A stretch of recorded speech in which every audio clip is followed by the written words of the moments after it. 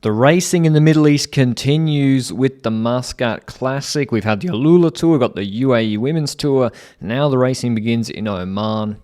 It's one of my favorite weeks of racing, actually. Some really good sprints. Muscat Classic, which this is 170k hilly classic. Maybe a small group survives the Al Jissa climb to sprint.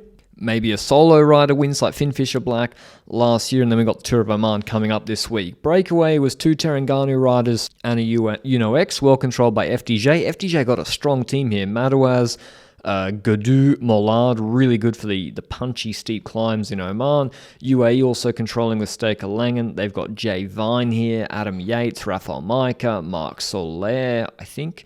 So really strong team, but just no finisher. Ulisi is now on Astana, who used to be their finisher for races like this. But on the second last rep of Al Jissa, or the Groupama FDJ attack with Germani, still a big group. All the sprinters like Koi, Gaviria, Bittner have been dropped, and UAE continue controlling. Breakaways reeled in.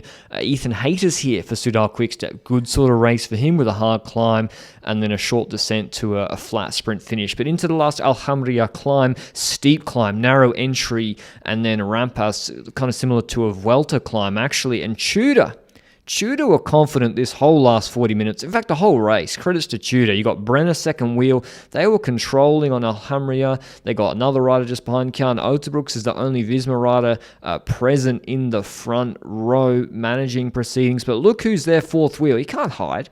I see your mustache. We can see it from the helicopter. Jay Vine's mustache. His fourth wheel. And he's going to go on the attack. He's going to be joined by compatriot Chris Harper. They're bringing that shape from the Tour Down Under. The camera angle changes to the helicopter. We missed that actual attack phase, but a group of 4 riders go up the road, including a Jayco, including a UAE Reindrink from Soudal Quickstep, as well as, and they join Germani on FDJ. So it's left to Q365, Astana, and also Arkea B&B Hotels, who've won this race before with Jente Bermans, who's back here, the beer man, to control proceedings with this break of 4 up the road. So no fast sprinter here. Germani's going to probably be dropped on the climb. And then it's the 2 Australians, we'd say, will fight it out on the Al Jissa, which is in 2 parts. Very steep, 9-10%. Big wide highway, though, with a short descent in the middle before a last 800-meter kick up at 10%. So no time gaps, no kilometers to go. You just got to...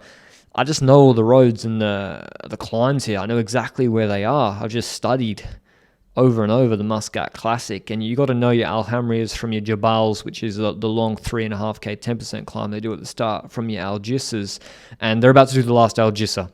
As you can see, wide highway and super steep. You can see exactly who's up ahead of you. It looks like they're close, but they're not. Kjan Oterbrooks opens up, chasing Damien Howson on Q365, and just over that lip, here's that dipper I told you about. Vine pulls off, Harper goes through, Germani's dropped, and Oterbrooks, he accelerates here, but the problem for him is he's got riders in his wheel, so he kind of spends his bickies on this flatter descent section with 6 other punchers in his wheel. The rest, it's hard to know as well. You have no idea because there's no TV moto on the peloton, because they can't, because there's a fast descent coming. You have no idea who survives in the main peloton. Could be Behrens and Hayter, could be just punchers, could be just climbers, because Oterbrooks is putting a fierce pace. It looks like he's going to get across to Vine and Harper, but in fact, he's not able to.